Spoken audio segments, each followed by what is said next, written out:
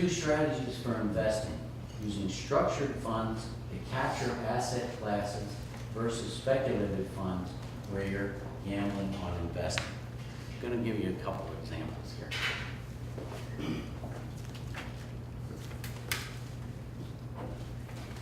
I like Jelly Bellies. Okay. If this were all the companies on the New York Stock Exchange, the Amex Stock Exchange, and the NASDAQ, they're all publicly traded. These are all brokerage houses, or Publicly traded publicly companies. traded companies that are in here. There's market makers, there's fine. If you want to make an asset class out of anything in here, you could. You could say, okay, I'm going to track the bottom 10% of all these companies, okay? And through the Center of Research and Security Pricing, you can go back and look at how did the bottom 10% do last year. How did it go back the year before? You can go all the way back on large cap back to 1926 and see what that area of the market did. So you have up to an 80-year plus history of what various areas of the market did. Okay, if I took the bottom 10% and I put it in here, every year there's going to be some companies that will go out and other companies will come in. And we have certain criteria where we don't want a bankrupt company and we don't want a real estate investment trust and, you know, a few other things. When you talk about the lowest performing, the smallest. Okay, I'm sorry, yes. Say by capitalization. And we could do it by sales, we could do it by anything, as long as we got the data, right? So we can have the data of all these companies in a big database and analyze it whichever way we want and make an asset class out of it. In this case, we're using capitalization. How much capital does the company have? You got the largest on top, smallest on bottom. Okay? Will we always have a bottom 10% of the market? Of course you will, You have to. Yep. Unless the entire world shuts down. unless everything's equal. Or it all Yeah, disappears. yeah, right, Okay? If you own the bottom 10% of the market, which is small companies, $500 million and up, okay? Will your fund ever disappear? Do you have to worry about, well, my fund's going to go away? I mean, what are the odds of it disappearing? Minimal. Okay? Unless everything shuts down. And even the banks are going to be gone then. Okay? What about the top 40%, the big companies? Will we always have a top 40%? Yes. Yeah. So if you're tracking the top 40%, you know your fund's going to be there. Okay? Let me ask one other question.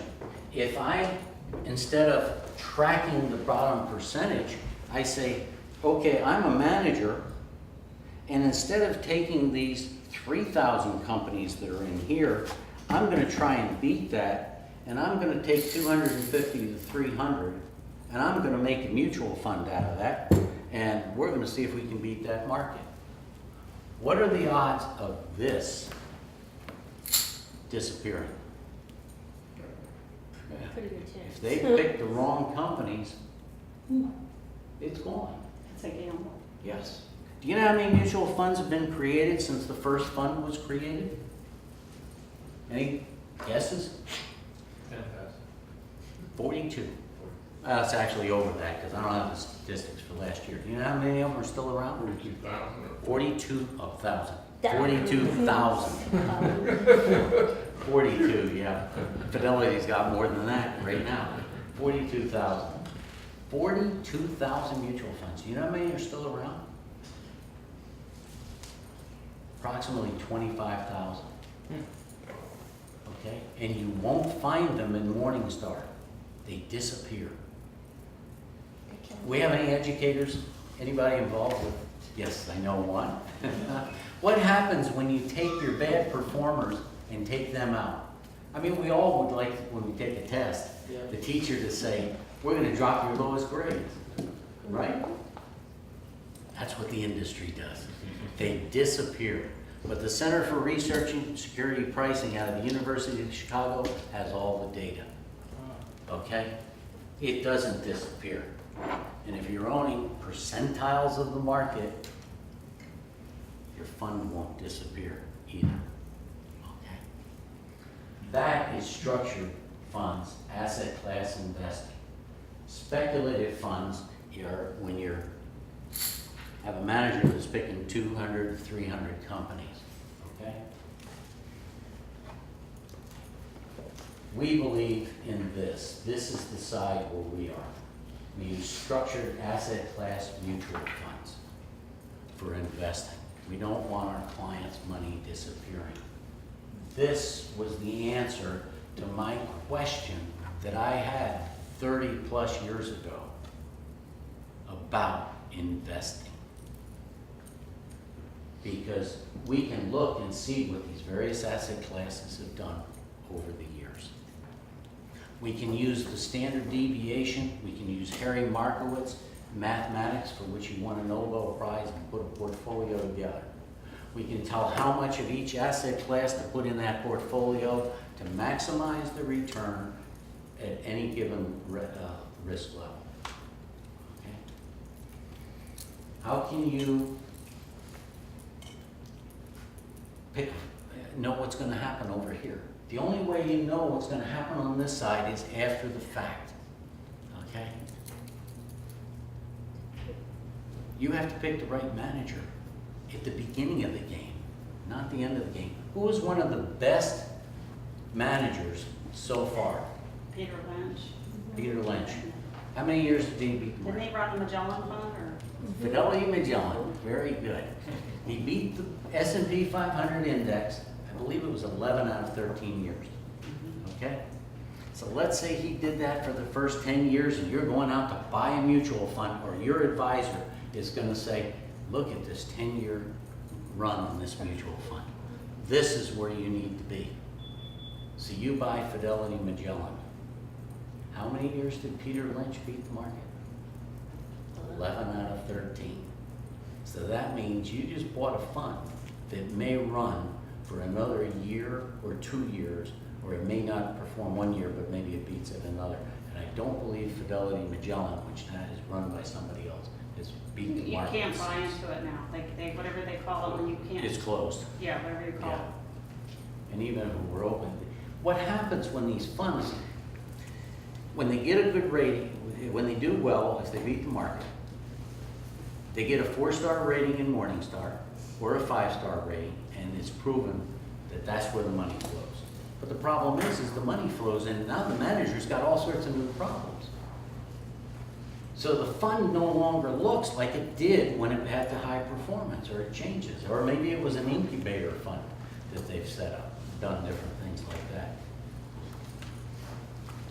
Rating in Morningstar or a 5-star rating, and it's proven that that's where the money flows. But the problem is the money flows in, and now the manager's got all sorts of new problems. So the fund no longer looks like it did when it had the high performance, or it changes. Or maybe it was an incubator fund that they've set up, done different things like that. So when you're doing that type of investing, you're on this side, okay? What are you capturing on this side? The returns of the manager. As soon as the manager does this and starts picking funds, you're not getting the return of the market, you're getting the return of what that manager is going to get. Okay? You've changed the game. That was my concern years ago. I didn't want this. I wanted this because I wanted the returns of the market.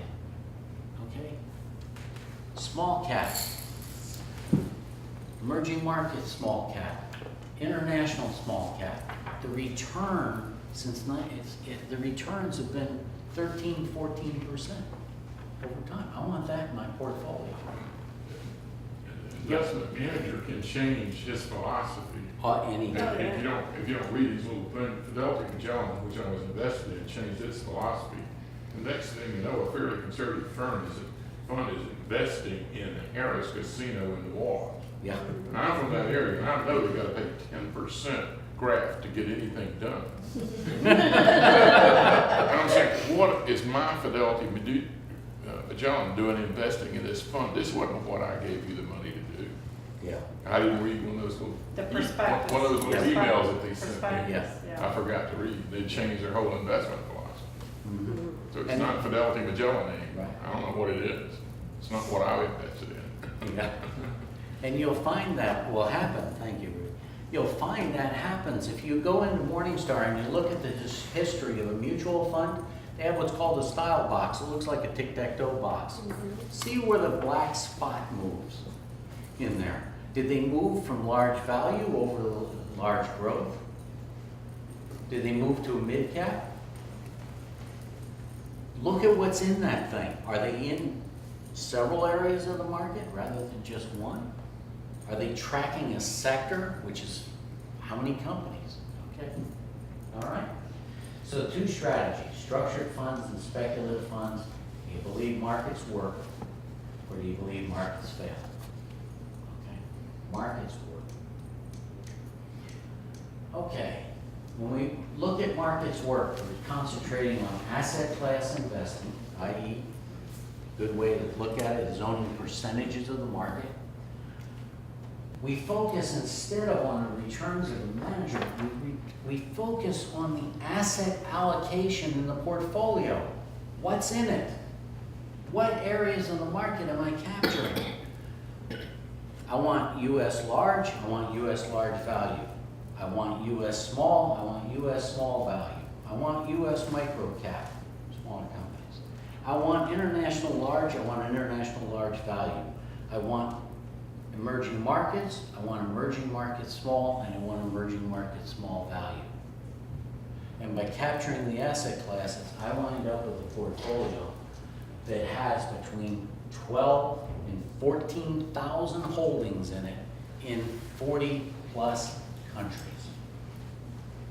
Diversification, yes. Overlap, it's gone. Market timing, it's gone. Stock picking, it's gone. Why? The only changes we're making is when a company moves into that area of the market that we're tracking, we're gonna own it. When it moves out, we're gonna be selling it. We're not an index. If we're not an index, we don't have to reconstitute our fund immediately. We can sell it without affecting, we can sell it with as little market impact as possible. Because what happens, S&P 500 is large stocks. If they all sell at the same time, is there some price effect? If everybody's selling, yeah. How about if they're buying? Yes. Well, we want to minimize that. We want to stay away from stock selection, track record investing, and market timing. Because we look back here, new information, who knows what it's going to be? Okay? No one, especially in this side.